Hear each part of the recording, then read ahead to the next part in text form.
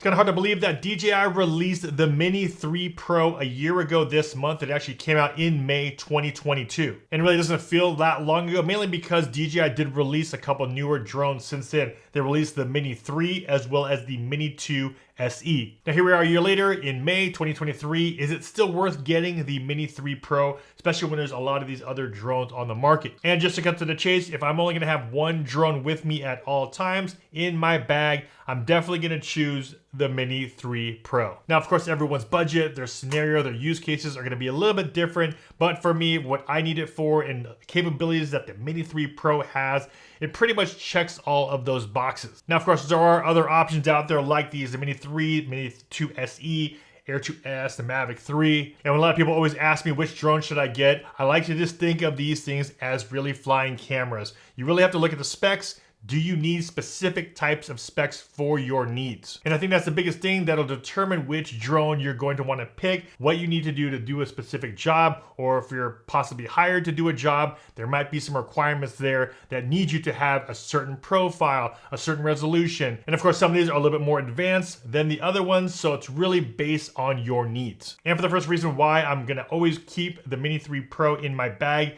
is mainly because of its capabilities and its size. And plus, it just makes it a lot easier to travel with. A lot of places don't allow larger size drones or over 250 gram drones. So when I did travel a lot, I would always bring the Mini 3 or Mini 3 Pro with me because of its size. Next thing we'll talk about are its capabilities. And like I talked about earlier in the video, a lot of it is really based on your needs. Now for me, I'm a solo content creator, so I will look for some of those extra intelligent flight modes that some of these don't have. The Mini 3 Pro does have focus track, or the ability to track a subject, or that follow me function, as well as spotlight and point of interest. These drones right here do not have that. So if you're the type of creator that does need those functions, you need to be able to be out there possibly by yourself. I need to have the drone follow me while I'm on a bike, or follow a car, follow a subject. You'll want to jump up to the Mini 3 Pro, and that's something that the Mini 3 doesn't have to offer, as well as the Mini 2 SE. Now when it comes down to price though, having those intelligent features does up the price significantly. The Mini 3 Pro comes in at $759, while the Mini 3 comes in at a lot more affordable, $469 for the Mini 3. And for the most affordable, we have the Mini 2 SE. This comes in at $339.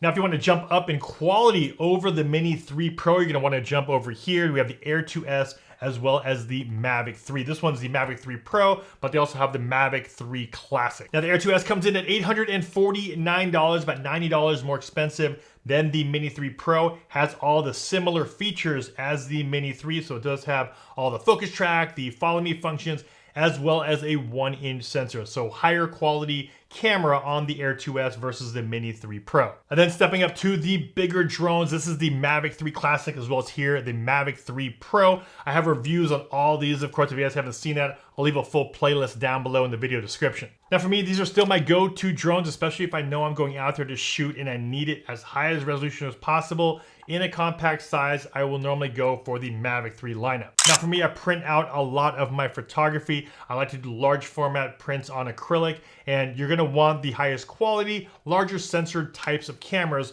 when you're out there shooting. Also, if I'm shooting some video and I know I'm working with other people that might need some specific profiles, this is when I'll also lean on something like the Mavic 3 because of all the profiles that these do offer. They offer the log profiles, and actually do have the new log M on the Mavic 3 Pro. And these drones just give you a little bit more flexibility in post-processing, especially if you're trying to color match some of your footage with other types of footage. And a quick break, I figured because I don't have a sponsor for this video, it'd be a good time for me to actually plug my flight cases. These are actually my custom cases from FlytPath. These are called my flight cases, and I've made them for all of the popular drones right here. The most popular one being, of course, this one for the Mini lineup. It fits everything from the Mini 1 all the way up to this, the Mini 3 Pro. And I have cases for your remote controls, including the RC-N1, the RC, as well as the RC Pro. This case right here is designed to hold the Air lineup as well as your DJI goggles, and I made one for the Avata. Once you open up the case, the Avata is here upside down, and you open up these two flaps, and there's large pockets for you to carry all of your batteries and accessories. And that's why I created these cases, for them to be extremely small for you to toss into your existing backpack, your existing camera bag, or if you want to hold it with the loop here or the carabiner on the very back. These are called Flight Case by FlytPath. I'll make sure the links to all these cases are down below in the video description. Next reason why I will still stick with the Mini 3 Pro on top of the intelligent flight modes that it has is because of the battery life. The lower capacity battery that it does come with, it keeps you underneath that 250 gram mark. This is rated for 34 minutes up in the air. But what's great about DJI is that they do offer this higher capacity battery. This one does put you over that 250 gram mark, but it does give you 47 minutes of flight time. Now, it definitely is a big deal because when you are flying in altitudes, you're flying in windy conditions, all those take a toll on your motors, take a toll on the battery. So always having that extra flight time is going to be very important, especially when you're flying a small drone like this. Next advantage of the Mini 3 Pro is the OcuSync O3 technology, that transmission between your remote control and the drone. With the Mini 3 Pro, you do have up to 12-kilometer range. With these right here, you do have the O2 or OcuSync 2 transmission, gives you about 10-kilometer range between your remote control and the drone. And finally, one of the more recent benefits of having a Mini 3 Pro, you are now able to use things like this. These are the new DJI goggles Integra, as well as the Motion 2 controllers. So if you wanted to have that FPV look and FPV feel with your Mini 3 Pro, you are now able to do that with these right here. If you guys want to see some sample videos of flying the Mini 3 Pro with FPV goggles, the Integra, as well as the Motion 2 controller, I'll leave that video linked above as well as down below in the video description. And finally, one of the biggest benefits of the Mini 3 Pro as well as the Mini 3 is that we do have the vertical shooting, something you don't get on the Mini 2 SE, you don't get that on the Air 2S or the new Mavic 3 Pro. Again, this might not be something that you're into as far as vertical format goes, but I'm sure you can see that a lot of people are consuming a lot of vertical content, whether it's on something like Instagram Reels, on YouTube Shorts, as well as on TikTok.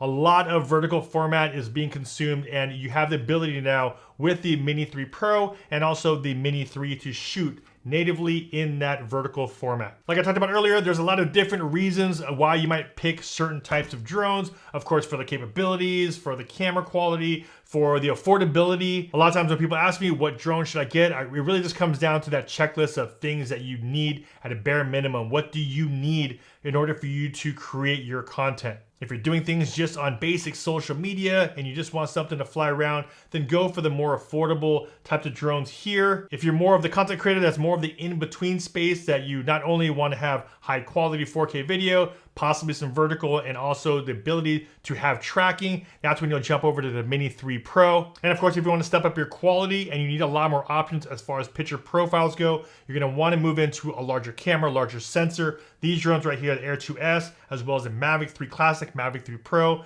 this is where you'll want to be if you're doing stuff, especially if you're doing things for commercial use or if you're doing some shooting for specific types of clients. There's going to be some things on these drones that these don't offer. Of course, I have full in-depth videos and comparisons between all these drones. Make sure you guys check that playlist listed down below. As always, if you guys got the value from this video, a big like would be much appreciated. This is Ultra Saucio with FlytPath.com. I'll see you guys in the next one.